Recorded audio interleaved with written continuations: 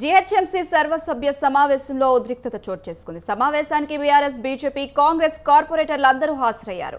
Greater Hyderabad కు నిధులు విడుదల చేయాలని బీఆర్ఎస్, బీజేపీ పట్టుబట్టింది.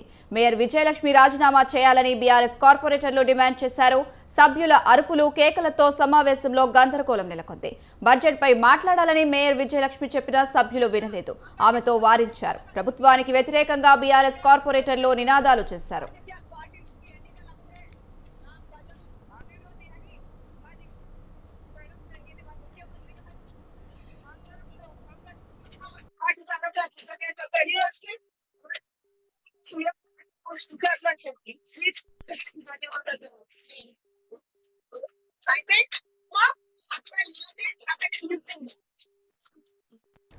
సీట్లలో నుంచి పైకి లేచి బీఆర్ఎస్ నేతలు నిరసన వ్యక్తం చేశారు. మేయర్ రాజీనామా చేయాలంటూ ఆమె పోడియంను చుట్టుముట్టారు. గ్రేటర్ పై ప్రభుత్వం ఇచ్చిన హామీలు నెరవేర్చాలంటూ బీఆర్ఎస్ కార్పొరేటర్లు ప్లకార్డులు ప్రదర్శించారు.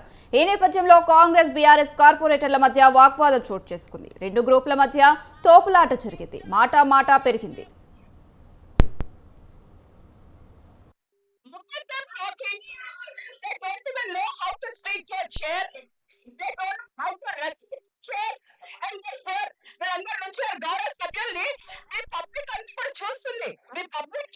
మిమ్మల్ని మీరు మాట్లాడే మాటలు వాళ్ళు కింద ఉన్నారు.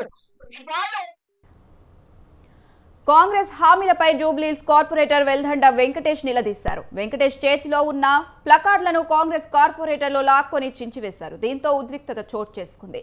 దీంతో బీఆర్ఎస్ సభ్యులపై మేయర్ ఆగ్రహం వ్యక్తం చేశారు. కౌన్సిలింగ్ నుంచి కార్పొరేటర్లను బయటకు పంపించారు.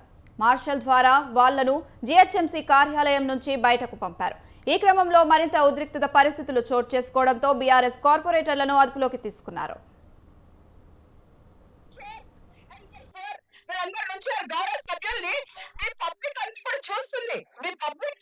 మిమ్మల్ని మీరు మాట్లాడే మాటలు వాళ్ళు కింద ఉన్నారు. వాళ్ళు రావట్లేదు. అయితే ప్రభుత్వాన్ని ప్రశ్నించినందుకు తమను అదుపులోకి తీసుకుంటారా అని మహిళా కార్పొరేటర్లు మండిపడ్డారు. తనను అక్రమంగా అరెస్ట్ చేస్తున్నారంటూ అమర్పేట కార్పొరేటర్ రోడ్డుపై బైఠాయించి నిరసన వ్యక్తం చేశారు.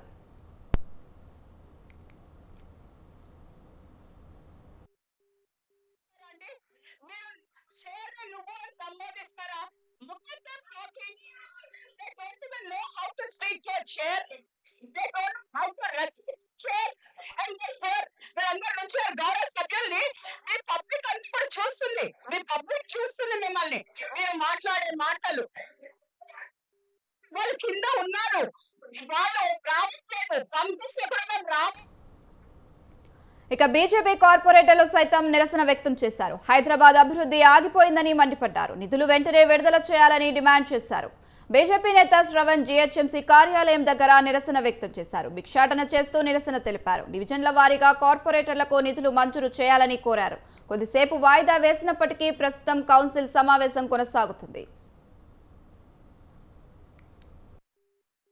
ప్రతి ఎమ్మెల్సీ, ప్రతి ఎమ్మెల్యే, ఎక్సఫిషియో సభ్యులు ఉన్న ప్రతి ఒక్కరు కూడా జోనల్ కార్యాలయం చుట్టూ, కమిషనర్ కార్యాలయం చుట్టూ, మరి మేయర్ గారి ఛాంబర్ చుట్టూ బిచ్చం అడుక్కుంటున్నా కూడా రూపాయి విధించలేని పరిస్థితి.